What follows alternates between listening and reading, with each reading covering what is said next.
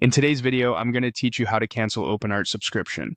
Whether you're trimming expenses or just wrapping up a project, I'll walk you through the exact screens to click so you can cancel with confidence. Start by heading to the Openart website and make sure you're signed in. Once you're on the home page, look to the top right corner for your profile icon. It might appear as your avatar or the first letter of your username. Click that icon to open the account menu, then choose subscriptions. This is where Openart lists your current plan, along with details like the renewal date and price, so you know exactly what you're changing. On the subscriptions page, find the plan you want to end. You should see a clear cancel option next to the active subscription. Click cancel.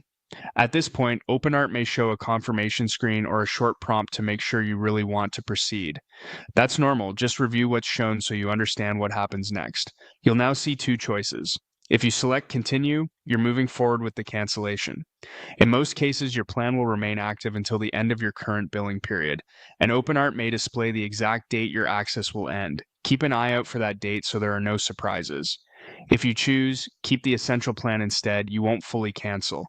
This option typically moves you to a more limited or lower cost tier, which can be helpful if you still want occasional access without the full subscription. Take a moment to read the description on that screen so you understand what features you'll keep and what you'll lose. After you confirm your choice, look for an on-screen confirmation message.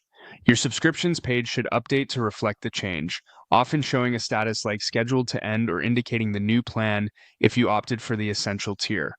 If something doesn't look right, give the page a quick refresh and check again. That's the whole process. Go to Openart, open your profile menu, select subscriptions, click cancel on your active plan, and then either continue to complete the cancellation or switch to the essential plan if that better fits your needs. Thanks for watching, and I hope this helped you cancel smoothly and avoid any unexpected renewals.